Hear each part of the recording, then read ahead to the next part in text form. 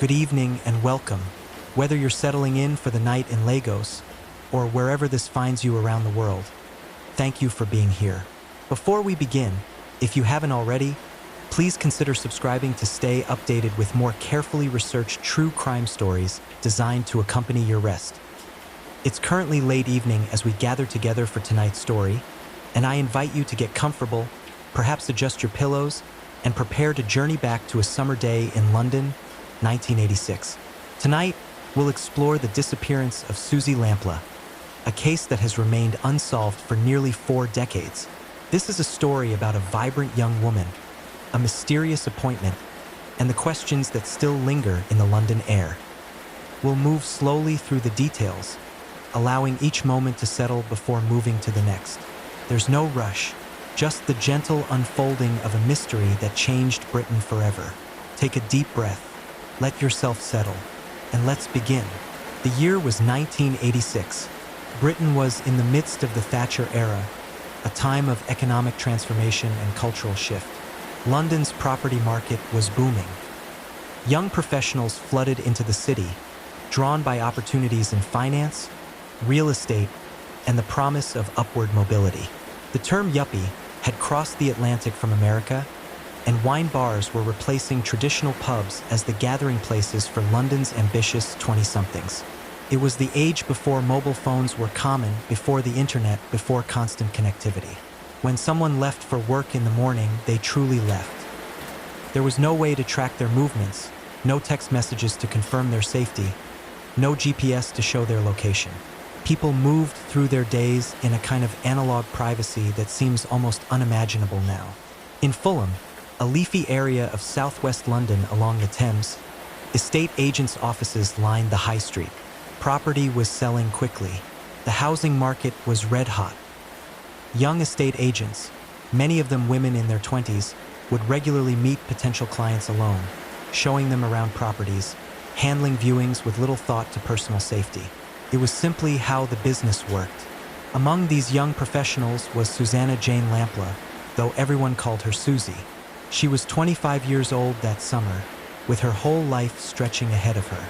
Susie Lampla was born in 1961, named after the actress Susanna York.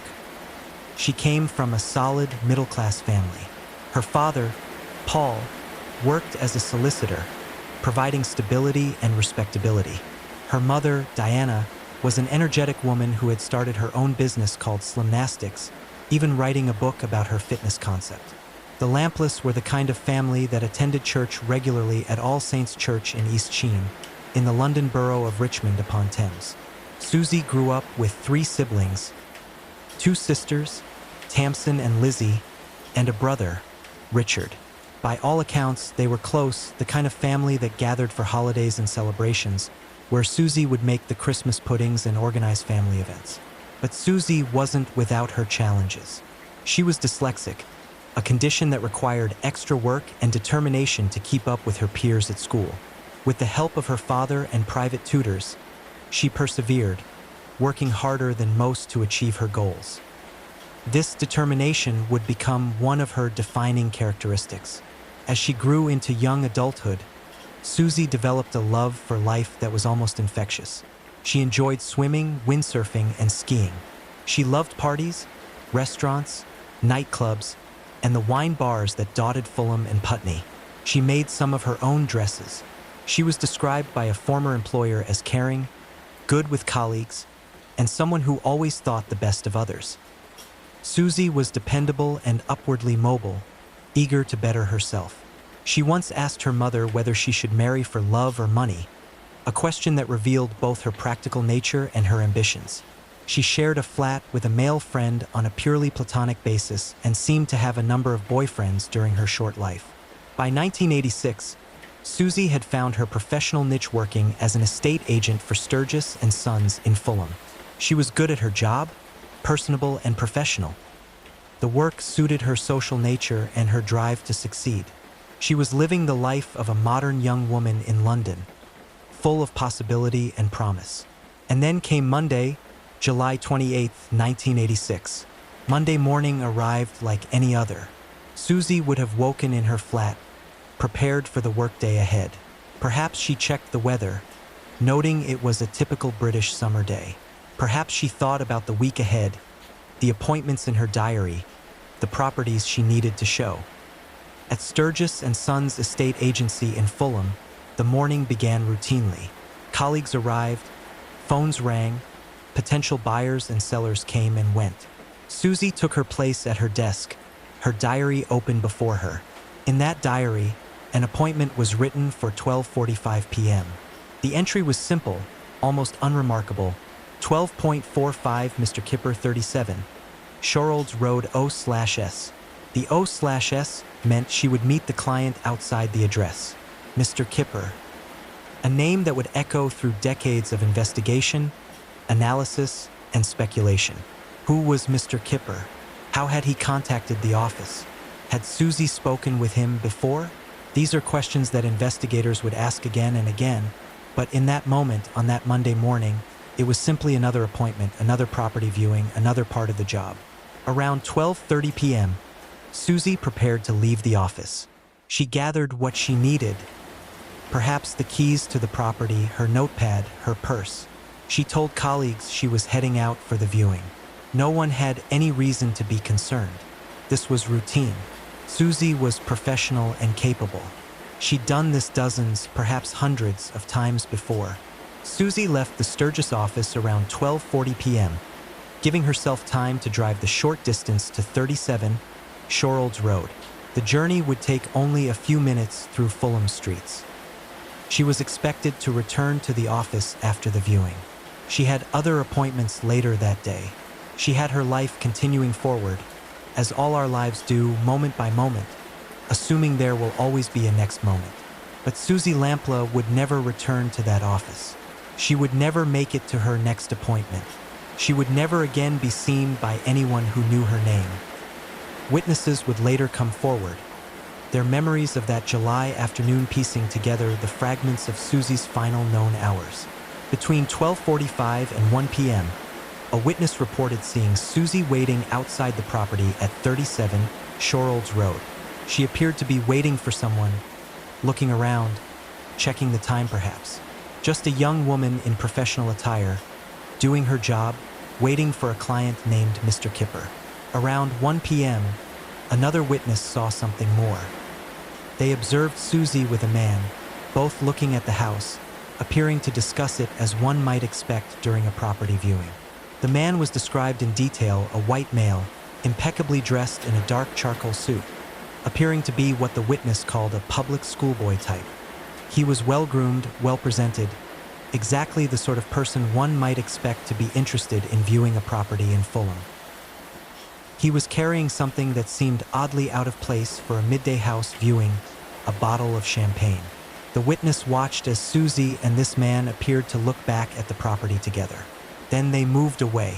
Whether they entered the house, walked to a car, or went in another direction, the witness couldn't say with certainty. But this sighting would become crucial. From this description, police would create an identikit picture, a composite image of the man last seen with Susie Lampla. As the afternoon wore on, other pieces of the puzzle would emerge. Sometime later that afternoon, Susie's white Ford Fiesta was spotted in Stevenage Road, about a mile away from Shorolds Road. The car was poorly parked outside a garage. Witnesses reported seeing it there and noted something odd. A woman resembling Susie appeared to be driving erratically. One witness claimed to have seen a woman matching Susie's description arguing with a man in the vehicle. At the office, as the afternoon stretched on, Susie's colleagues began to notice her absence. By the time 2:30 p.m. arrived, the time of her next scheduled appointment, she hadn't returned. This wasn't like Susie. She was reliable, organized, professional. Her manager's initial thought was that perhaps there had been a family emergency, something unexpected that had pulled her away without the chance to call the office. He telephoned Susie's mother, Diana. The conversation that followed must have been brief and increasingly concerning. No, Diana said, she hadn't seen or heard from Susie that day. There was no family emergency. Diana had no idea where her daughter might be. By evening, when colleagues went to check on the property at Shorolds Road and found Susie's white Ford Fiesta still parked in Stevenage Road, the situation transformed from concerning to alarming. The car sat there, silent and still. The driver's door was unlocked. The handbrake was not engaged, as if the car had been left in a hurry. The ignition keys were missing, but Susie's purse was still there, tucked in the pocket of the driver's door, containing 15 pounds. A meaningful sum in 1986, enough to suggest that robbery wasn't the motive for whatever had happened. The keys to the property at Shorolds Road were nowhere to be found. By 10 p.m. on July 28, 1986, as darkness fell over London, Susie Lampla was officially reported missing. By midnight, the Metropolitan Police had classified it as a formal missing person case. The machinery of investigation began to turn, slowly at first, then with increasing urgency as the hours became days, and the days became weeks with no sign of Susie. The next morning, Tuesday, July 29th, police launched a comprehensive effort to find Susie Lampla. House-to-house inquiries began across Fulham. Officers went door to door around Shorolds Road, asking if anyone had seen anything unusual the previous afternoon. Had anyone noticed the well-dressed man with the bottle of champagne? Had anyone seen Susie's white Ford Fiesta being driven or parked? The car itself was examined thoroughly. Forensic teams went over every inch of it, looking for evidence, fingerprints, fibers, signs of struggle, anything that might explain what had happened. But the car held few answers. It sat there, a mystery wrapped in white metal, refusing to give up its secrets. Susie's diary became a crucial piece of evidence. That entry, Mr. Kipper, who was he? Police began the painstaking work of trying to trace this mysterious client. They contacted other estate agents in the area, asking if anyone had dealt with a Mr. Kipper, if anyone had taken calls from him. Surprisingly, several estate agents reported that they too had been visited by a man calling himself Mr. Kipper. But no one seemed to know who he really was. The name appeared to be an alias, but whose? The name itself was curious. Kipper. It's a common British word for a type of smoked fish, but it could also sound like kidnapper. Some would later speculate it was a play on Jack the Ripper, the notorious Victorian killer. Was this wordplay intentional? Was it a dark joke from someone planning something terrible? Or was it simply a coincidence? An ordinary surname that gained sinister overtones only in hindsight? In those early days, the investigation was massive. Thousands of witness statements were taken. Properties across Fulham and beyond were searched. Police divers searched rivers and canals. Every lead, no matter how minor, was followed. Television appeals were made, including on the popular program Crime Watch, where Susie's case was reconstructed in the hopes that someone, somewhere, might have seen something that could break the case open. But as weeks became months, and months became years, Susie Lampla remained missing. Her family lived in a kind of suspended animation, unable to grieve because there was no body, unable to find closure because there were no answers. They could only hope and wait and wonder. 7 years after her disappearance, on July 27, 1993, at her parents' request, Susie Lampla was officially declared dead. She was presumed to have been murdered, though her body had never been found. The declaration was a legal formality, but for Paul and Diana Lampla, it represented a devastating acceptance that their daughter was gone. Yet the investigation never truly closed. It remained open, hovering in that strange category of unsolved cases where detectives have theories and suspects but lack the evidence to bring charges. For years, it seemed as if the mystery of Susie Lampla might never be solved. But then, a name began to surface repeatedly in connection with the case. A name that would become inextricably linked with Susie's disappearance. The name was John Cannon. John David Guise Cannon was born in February 1954 in Sutton Coldfield, Warwickshire. He came from what appeared to be a respectable middle-class family. His father had been a flight lieutenant in the Royal Air Force during World War II. His mother was a career engineer and housewife. John attended private schools and seemed, on the surface, to have the advantages of a comfortable upbringing. But beneath that surface, something was deeply wrong. Cannon would later claim that between the ages of 7 and 8, he was sexually abused by a teacher, events that he said had lasting effects on him. Whether this was true or an attempt to explain his later actions, we cannot know with certainty. What is certain is that as Cannon grew into adulthood, he developed a pattern of behavior toward women that was controlling, violent, and ultimately deadly. In December 1980, Cannon raped his girlfriend Sharon Major, strangling her during the assault. He arrived at her house on New Year's Eve with wine and, unbeknownst to her, a gun. Major was able to fight him off and was taken to the hospital in an ambulance. In the ambulance, Cannon told her that he had meant to kill her. For this crime, he was eventually sentenced to prison. But it was what happened after his release from prison that would draw the attention of investigators looking into Susie Lampleth's disappearance. In 1986, Cannon was serving the final months of an 8-year sentence for rape and robbery.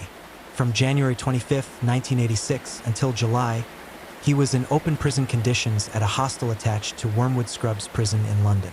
This meant he had day release. He was free to leave the facility during the day and on weekends. He had access to vehicles. He was essentially out in society, with the legal requirement only to return to the hostel at night.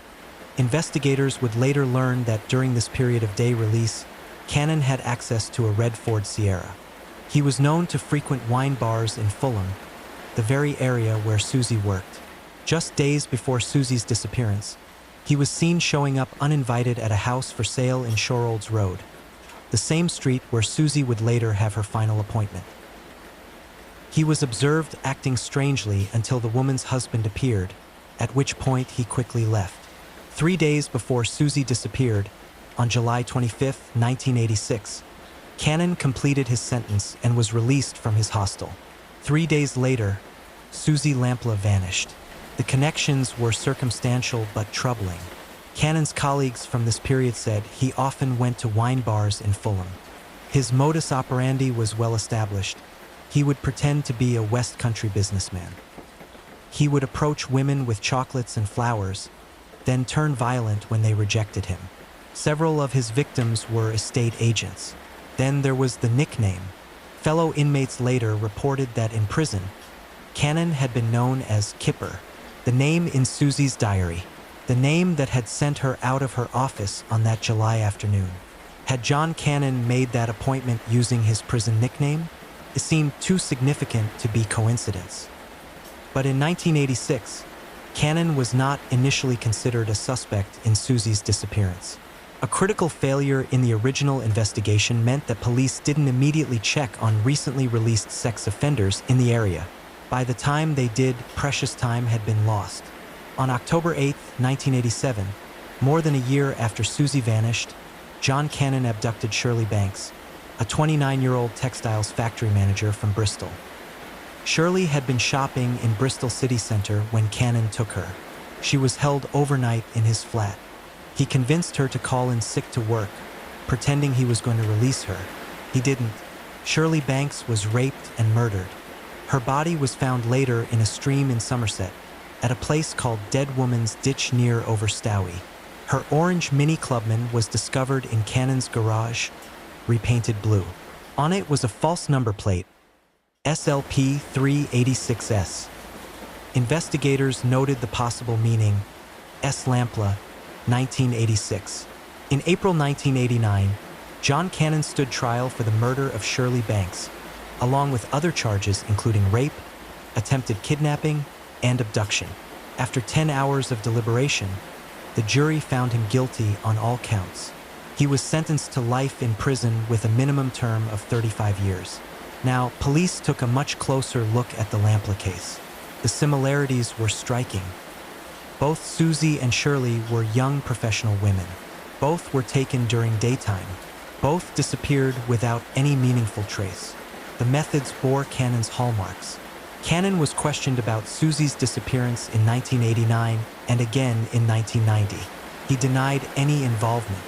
In 1991, he wrote a letter to his local newspaper, the Sutton News, denying any part in her disappearance. In 2000, a new investigating team, led by Detective Jim Dickey, computerized the card index of the original case files. They found patterns that had been missed before.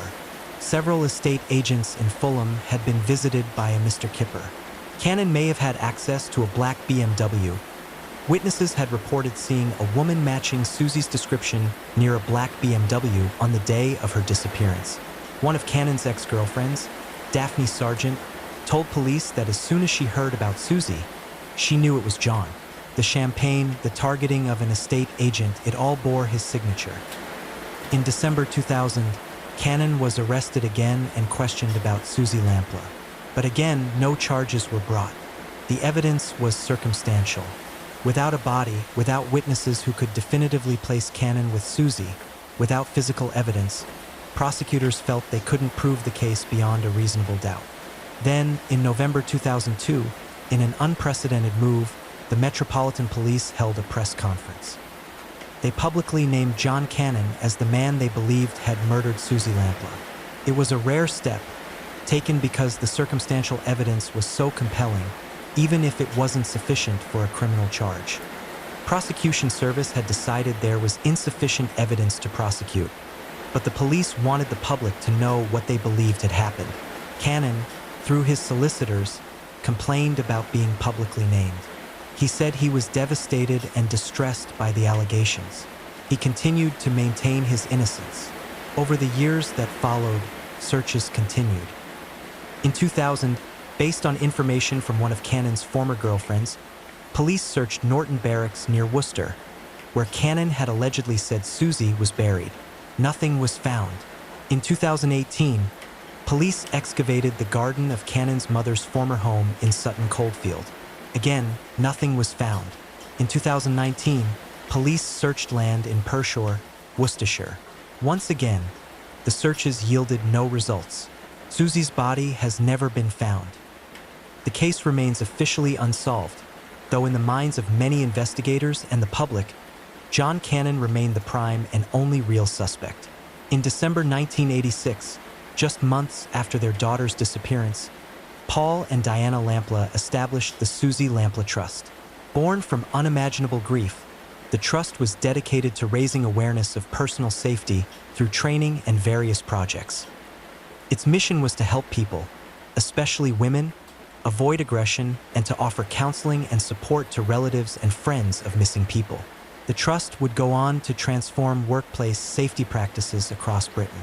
It pushed for changes in how estate agents and other professionals conduct viewings and client meetings. It advocated for better personal safety training. It helped develop anti-stalking legislation. The trust runs the UK's National Stalking Helpline, providing support to thousands of people each year. For their work, Paul and Diana Lampla were both appointed to the Order of the British Empire, Diana in 1992, Paul in 2005. It was recognition of how they had transformed personal tragedy into public good, how they had worked to ensure that what happened to Susie might not happen to others. Diana Lampla died in August 2011 at the age of 75, after suffering a stroke and battling Alzheimer's disease. Paul Lampla died in June 2018 at the age of 87, having lived with Parkinson's disease. Neither lived to see justice for their daughter. Neither learned what truly happened to Susie or where she was buried. Susie's siblings, Richard, Tamsin, and Lizzie, continue to live with the weight of her absence. Richard has spoken of how he thinks of his sister constantly, especially on her birthday, May 3rd, and whenever similar cases appear in the news. And then, on November 6, 2024, John Cannon died in Full Sutton Prison in Yorkshire at the age of 70. The cause of death was a ruptured abdominal aortic aneurysm. He died maintaining his innocence in the Lampla case, never having been charged, never having told anyone where Susie's body might be found, if indeed he knew. After his death, Richard Lampla spoke to reporters. He said he wasn't mourning John Cannon, but rather mourning the loss of ever getting closure. He expressed sadness that his parents never learned what happened to their daughter, never found out where she was buried.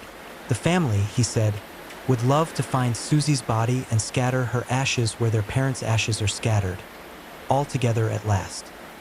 At All Saints Church in East Sheen, where the Lampla family worshipped, there is a stained glass window installed in 1996 in Susie's memory. Light passes through it each day, a quiet reminder of a life cut short, of questions that remain unanswered. And so we come to the end of Susie Lampla's story, though in truth, her story has no ending. Not yet, perhaps not ever. Somewhere in England, in a place known only to the person who put her there, Susie Lampla's remains lie waiting to be found. The mystery of what exactly happened on that July afternoon in 1986 remains locked away, the full truth known only to the person responsible, and he has taken those secrets to the grave.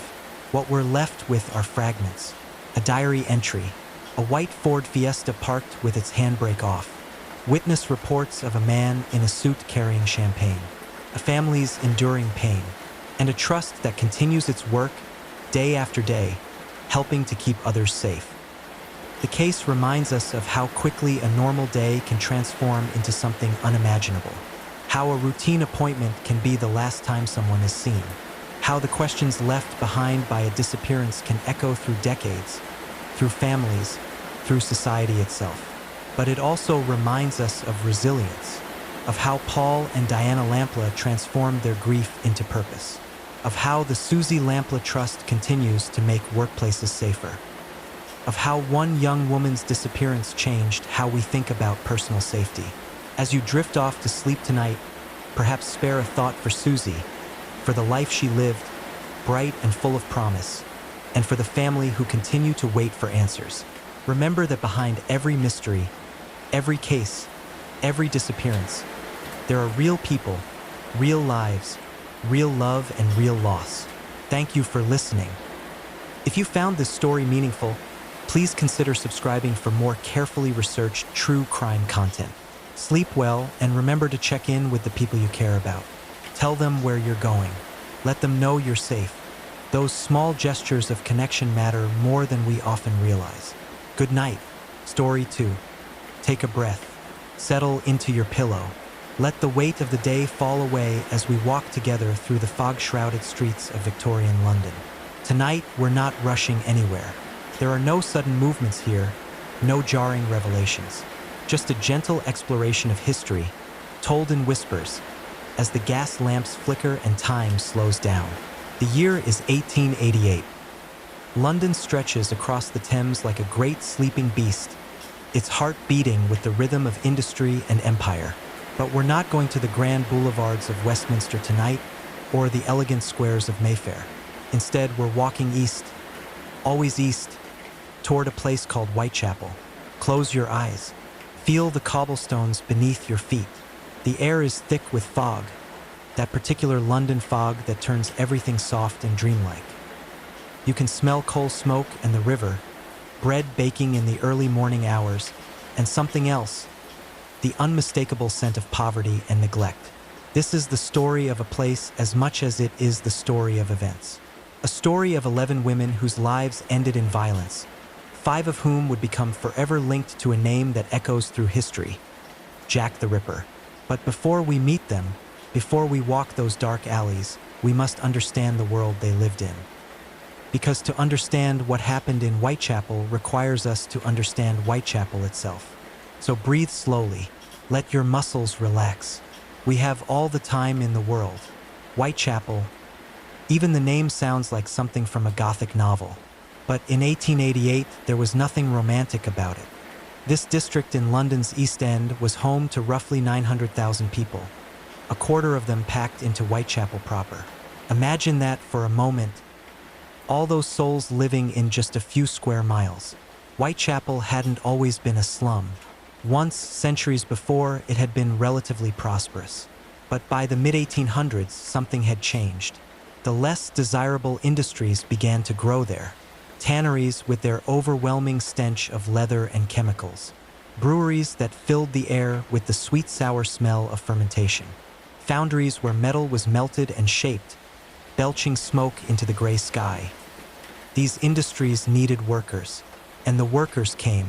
They came from the English countryside, displaced by new agricultural methods that made their labor unnecessary. They came from Ireland, fleeing famine and seeking any work they could find. They came from Eastern Europe, particularly Jewish refugees escaping pogroms and persecution. They all arrived at London's docks with hope in their hearts and very little else. What they found was a world of overcrowding that's difficult for us to imagine now. Multiple families, sometimes 9 people or more, crammed into single rooms. Common lodging houses where 80 souls might share one space, paying 4 pence for a bed, or 2 pence to simply lean against a rope stretched across the room so they could sleep standing up. Yes, you heard that correctly. People paid to sleep leaning on a rope. The streets themselves were narrow and winding, a maze of alleys and courts and yards with names that have mostly been changed now, but in 1888 bore titles that spoke to their character. Dorset Street, known as the worst street in London. Hanbury Street, Bucks Row, which would later be renamed Durward Street. Mitre Square in the neighboring city of London. These places were perpetually dim, lit only by scattered gas lamps that turned the ever-present fog into an amber glow. Sanitation was, well, there really wasn't any. Open sewers ran through many streets. Garbage piled up in courtyards. The stench in summer must have been overwhelming. And with that lack of sanitation came disease. Cholera, tuberculosis, smallpox. These illnesses moved through the crowded tenements like silent predators. Children died so frequently that 1 in 4 didn't survive to their 5th birthday. Take a slow breath. Feel yourself sinking deeper into rest. The poverty in Whitechapel wasn't just material. It was spiritual, psychological. It ground people down. About 15,000 residents were homeless and unemployed. Those who did have work might labor at the docks, loading and unloading ships for a few shillings. Or they might work in the markets, the factories, wherever they could find a day's labor. But work was scarce and competition was fierce. And then there were the women. For the women of Whitechapel, employment was even more difficult to find than it was for the men. Domestic service, perhaps, if you were lucky. Sewing or factory work that paid pennies. Or the other option. The option that approximately 1,200 women in Whitechapel had taken by 1888. Prostitution. The Victorian era called it the Great Social Evil. Society looked down on these women with a mixture of horror and fascination. But for the women themselves, it was often simply survival. A woman might sell herself for 3 pence, barely enough for a bed for the night, or for a loaf of stale bread, or for a glass of gin to dull the pain of existence. These women, often in their 20s, looked decades older. The combination of malnutrition, alcohol, violence, and disease aged them prematurely. They haunted the streets and pubs of Whitechapel, searching for clients, searching for enough money to survive one more night. The police? They did what they could, but they were overwhelmed. The labyrinth of streets made pursuit nearly impossible. The population was transient, suspicious of authority. And there simply weren't enough constables to patrol such a dangerous area. Some parts of Whitechapel were so dangerous that officers would only enter in pairs, or not at all. This, then, was the stage. This was the world. A place of gas lamps and fog, of hunger and desperation, of lives lived at the very edge of survival. A place where most of wealthier London never ventured, where society's failures accumulated like soot on window panes. Breathe in, breathe out. Let the weight of your body sink into the mattress. The official Whitechapel murders file contains 11 names. 11 women who died violently between April of 1888 and February of 1891. But we begin our story with the first 2, because they help us understand the context of what was to come. Emma Elizabeth Smith was 45 years old. On the early morning of April 3rd, 1888, she was attacked by a gang of men on Osborne Street. It was around 1:30 in the morning, that dead hour when the streets belonged to those who had nowhere else to be. She was beaten severely about the face. Her ear was cut, and worse, much worse, a blunt object was forced into her body with such violence that it ruptured her peritoneum. Somehow, despite her injuries, Emma managed to make her way to the London hospital. She told the doctors there that she had been attacked by 2 or 3 men, one of them a teenager. But she either couldn't or wouldn't describe them further. Perhaps she feared reprisal. Perhaps her attackers were her pimps, punishing her for some transgression. Emma developed peritonitis from her injuries and died the following day. Her attack was brutal, senseless, and largely forgotten by history, except that her name was the first entered into what would become the Whitechapel murders file. The coroner who handled her case was Edwin Baxter. Remember that name. He would preside over 6 more of these inquests in the months to come. The local inspector, Edmund Reed of H Division Whitechapel, investigated, but Emma's attackers were never found. Her murder was generally attributed to gang violence, not to any single killer. For months past, the warm days of summer settled over London, bringing with them the intensified smells of the city, the crowded outdoor markets, the sounds of street vendors, and the constant movement of humanity. Martha Tabram was 39 years old. On the night of August 6th, going into the early hours of August 7th, 1888, she spent the evening drinking with another prostitute and 2 soldiers. At some point, the group split up, each woman going off with one of the men. Martha was last seen heading toward George Yard with her client. George Yard was a sordid passageway that led off Whitechapel High Street. The buildings loomed close together there, creating a tunnel of shadow even in daylight. At about 4:50 in the morning, a resident named John Reeves came down the stairs of George Yard buildings and found Martha lying on the first-floor landing. She had been stabbed 39 times. Let that sink in for a moment. 39 wounds. To her throat, her lungs, her heart, her liver, her spleen, her stomach, her abdomen. Additional wounds to her breasts and vagina. All but one of these wounds had been inflicted with a blade, possibly a penknife. All of them had been delivered by a right-handed person. This wasn't just murder. This was frenzy. This was rage or madness or something beyond our easy understanding. And yet, despite the savagery, Martha had not been robbed. She had not been sexually assaulted. The attack seemed to have no motive beyond the violence itself. The doctors who examined her body noted the precision of one wound, which had been delivered with a different weapon, possibly a bayonet or dagger. This detail, combined with the sighting of soldiers, led to an extensive investigation of military personnel, but no arrest was ever made. Martha's murder troubled the police. The lack of obvious motive, the extreme violence, the location so close to the heart of Whitechapel's darkest streets. Some investigators would later link this murder to what came next. Others believed it was unrelated. We simply don't know. But what we do know is this: the Whitechapel murders had begun in earnest. And they were about to capture the attention of the entire world. Rest now. Let your breathing slow, your heartbeat steady. We're moving into the heart of the story, but there's no need to tense. Just listen, just drift. August 31st, 1888. The last day of summer, though in Whitechapel, the seasons mattered less than they did elsewhere. Poverty looked the same in August as it did in December. Mary Ann Nichols, known to everyone as Polly, was 43 years old.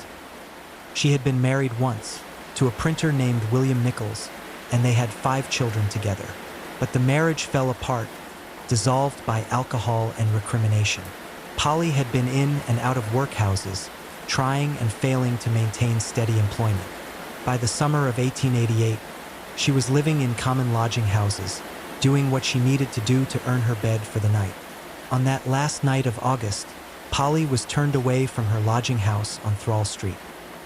She didn't have the 4 pence needed for a bed, but she wasn't worried. She wore a new black bonnet that she was quite proud of. "See what a jolly bonnet I've got now," she told the lodging housekeeper. She'd earned the money somehow. At around 2:30 in the morning, she was seen on Whitechapel Road, walking east. Sometime in the next hour, she encountered someone in Bucks Row, a dark street lined with warehouses and a board school. The street was poorly lit, shadowed, quiet. At 3:40 in the morning, Charles Cross, a carman on his way to work, saw what he thought was a tarpaulin lying in a gateway. As he approached, he realized it was a woman. Another man, Robert Paul, came along, and together they examined her. She was still warm. They thought she might be unconscious, drunk perhaps. They loosened her clothing at her neck and hurried off to find a policeman. Constable John Neal arrived shortly after and shined his bullseye lantern on the scene. What he saw made him immediately send for help. Polly Nichols lay on her back. Her throat had been cut so deeply twice that the cuts reached back to her spine. Her abdomen had been slashed open with deep, jagged wounds. There was very little blood at the scene, suggesting she might have been killed elsewhere and moved, though this was later disputed. She was still wearing her new black bonnet. The murder shocked the community, but not in the way later killings would. This was Whitechapel, after all. Violence against women, particularly prostitutes, was tragically common. The investigation proceeded. Witnesses were interviewed. Suspects were questioned and released. The doctor who examined her body noted the ferocity of the wounds, but couldn't determine much about the weapon beyond that it seemed to be a long-bladed knife. Polly Nichols was buried in a pauper's grave. Life in Whitechapel continued. The investigation slowly cooled. And then, just over a week later, it happened again. September 8th, 1888, 6 in the morning, number 29 Hanbury Street. A lodging house, like so many others, housing multiple families in deplorable conditions. The backyard was accessible through a passage in the building, and in that yard, between the steps and a wooden fence, lay the body of Annie Chapman. Annie, known to her friends as Dark Annie, was 47 years old. She had been married once to a coachman and had 3 children. After her husband died, she descended into poverty and drink. She had been living in a lodging house on Dorset Street, that infamous thoroughfare. On the night of her death, she too had been turned away for lack of the DOS money. "I haven't got it," she told the deputy keeper. "I am weak and ill and have been in the infirmary." She went out into the night, wearing rings on her fingers, searching for the money she needed. What was found in that backyard defies easy description. Annie's throat had been cut deeply down to the spine, but the killer hadn't stopped there. Her abdomen had been opened. Her intestines had been placed over her shoulder. Parts of her internal organs had been removed and taken away. The scene was arranged, almost ceremonial, with items from Annie's pockets laid out neatly at her feet. The doctor who examined her, Dr. George Bagster Phillips, noted something that would echo through the subsequent investigations. The killer appeared to have some anatomical knowledge. The way the organs had been removed suggested skill, perhaps surgical training. The cuts were deliberate, purposeful. The murder of Annie Chapman changed everything. This wasn't just another act of violence in a violent district. This was something else, something calculated, something that spoke to a particular kind of mind. The newspapers seized on the story. Headlines screamed about the Whitechapel murders. The community formed vigilance committees. Police patrols increased. The inquest, conducted again by Coroner Win Baxter, was covered extensively. The public was fascinated and horrified in equal measure. And then, the letters began. Let yourself relax deeper. The story continues, but you're safe here in your bed, far from those fog-shrouded streets. September 27th, 1888. The Central News Agency in London received a letter. It was written in red ink, in an educated hand with deliberate misspellings. It began, "Dear Boss," and it claimed to be from the murderer. The writer mocked the police for their inability to catch him. He referred to his crimes with a casualness that was chilling. He promised to continue killing. He wrote about cutting off women's ears and sending them to the police. And he signed the letter with a name that would become infamous: Jack the Ripper. The police weren't sure what to make of it. Hundreds of letters had been flooding in since Annie Chapman's murder. Some from concerned citizens offering theories. Some from cranks seeking attention. Some from people claiming to be the killer. But this one had something about it. The tone, perhaps. The confidence. The agency made a facsimile of it, and on October 1st, after the next murders, they released it to the press. The name caught like wildfire. Jack the Ripper. It was perfect for the penny dreadfuls, for the sensation-hungry newspapers, for a public that was both terrified and unable to look away. Whether the letter was genuine or a hoax created by a journalist seeking to inflame public interest, we'll never know for certain. But the name stuck, and on September 30th, the killer struck again. Twice. This would become known as the double event. Elizabeth Stride, known as Long Liz, was 44 years old. Swedish by birth, she had come to London years before and married a carpenter. After his death, she struggled to survive, eventually turning to prostitution. On the night of September 30th, she was seen in various pubs around Whitechapel, looking for clients. At 1 in the morning, Louis Deemschutz was driving his pony and cart into Dutfield's yard off Burner Street. His pony shied at something in the darkness. Deemschutz struck a match and looked down. A woman lay in the yard, blood still flowing from a deep cut in her throat. Elizabeth Stride had been killed mere moments before. Her throat was cut, but unlike the previous victims, her body showed no other mutilations. The police theorized that the killer had been interrupted by Deemschutz's arrival. Startled, he had fled into the night, but he wasn't done. Not nearly. 45 minutes later, and less than a mile away, in Mitre Square within the jurisdiction of the City of London Police, Catherine Eddowes was found dead. Catherine, known as Kate, was 46 years old. She'd been in a relationship with a man named John Kelly for years, though they weren't married.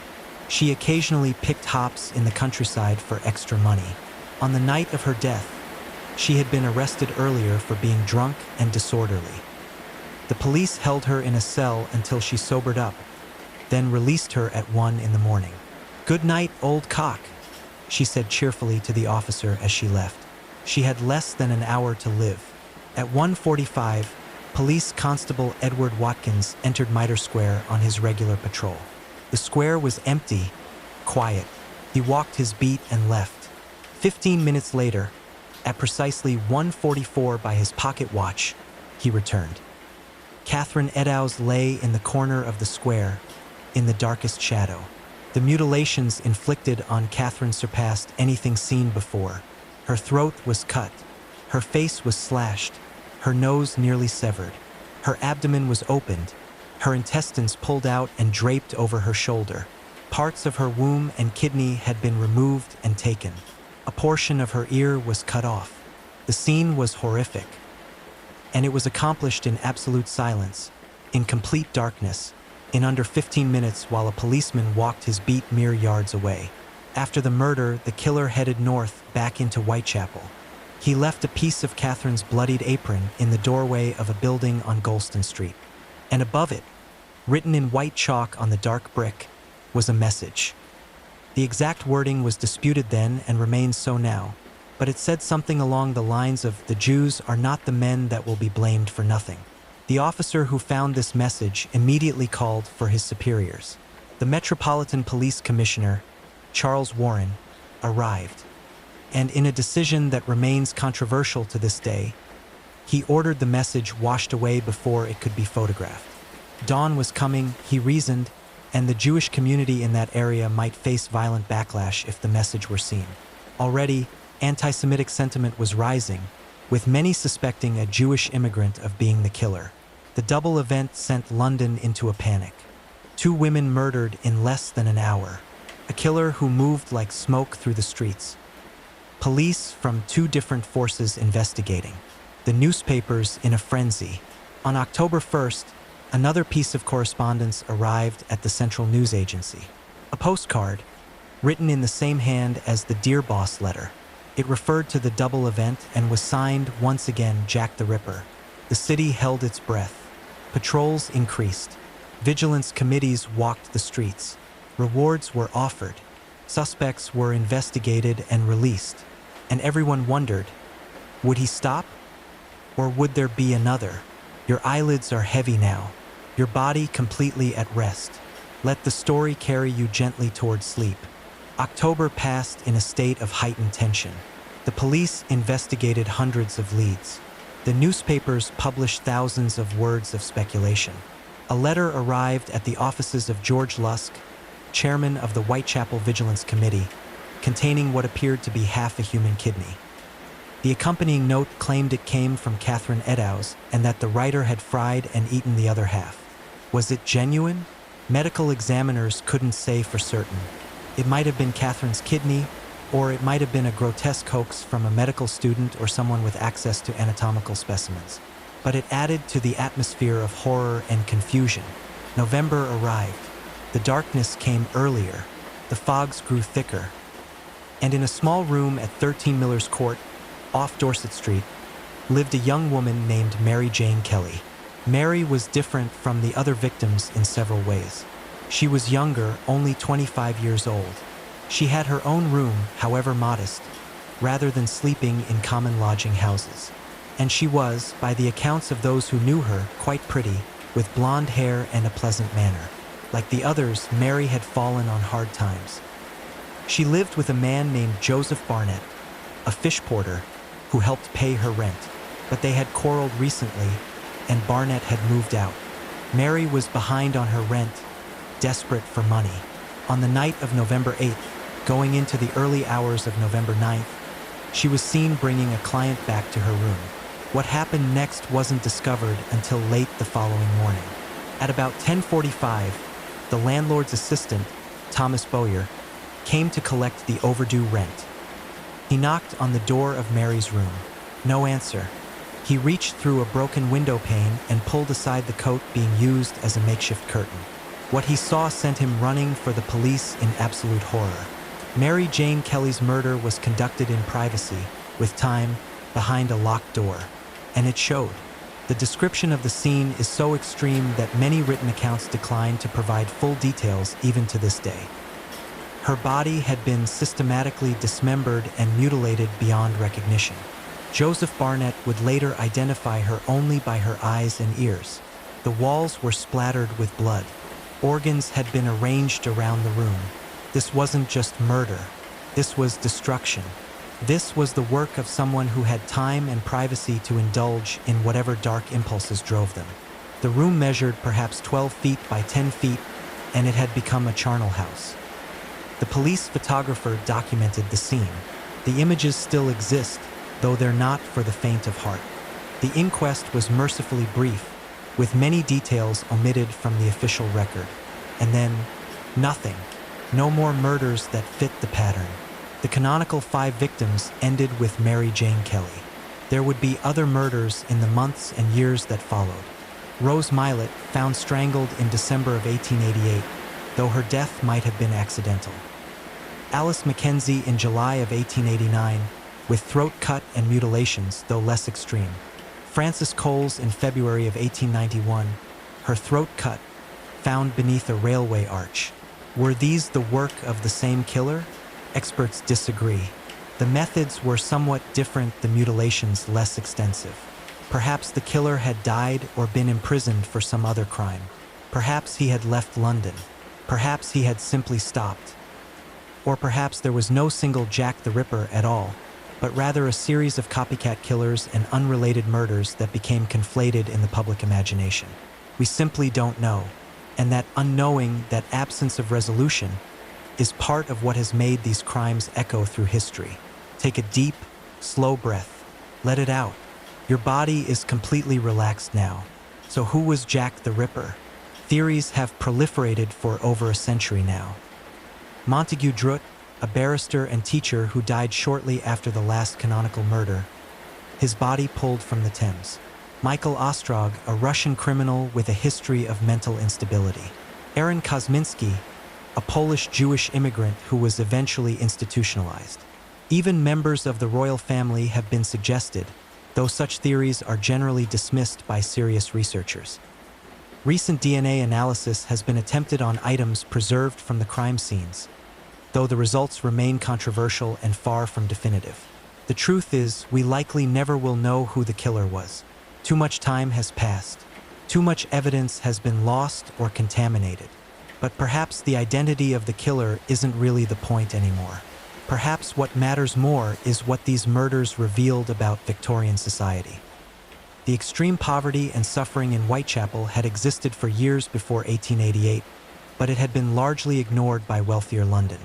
It took these sensational murders to force society to confront what was happening in its shadows.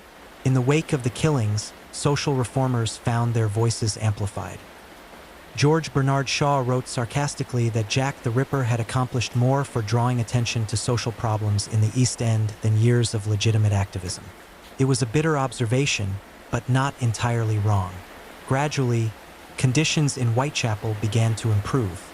Better housing was built, sanitation improved, social programs expanded.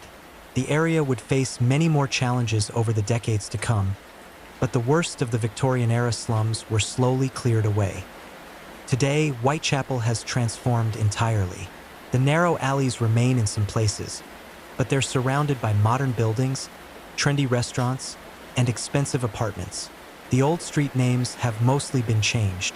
Tourists take Jack the Ripper walking tours, treating the murders as historical curiosity rather than recent tragedy. The East End has become fashionable, artistic, diverse in new ways. But on foggy nights, when the light slants just right through the old streets that remain, you can almost imagine you're back there. Back in 1888, walking through a world of gas lamps and shadows, where desperation and danger walked hand in hand, where 5 women had their lives cut short in ways that horrified a nation. Mary and Nichols, Annie Chapman, Elizabeth Stride, Catherine Eddowes, Mary Jane Kelly. Their names deserve to be remembered, not just as victims, but as women who lived difficult lives in an unforgiving time. They loved and struggled and hoped, just as we all do. They deserve more than to be footnotes in someone else's dark legend. And so, as you drift now into sleep, let's leave them there. Not in those dark alleys, not in those terrible moments, but in the light of memory. Let them rest. Let the past be past. The fog has lifted. The gas lamps are extinguished.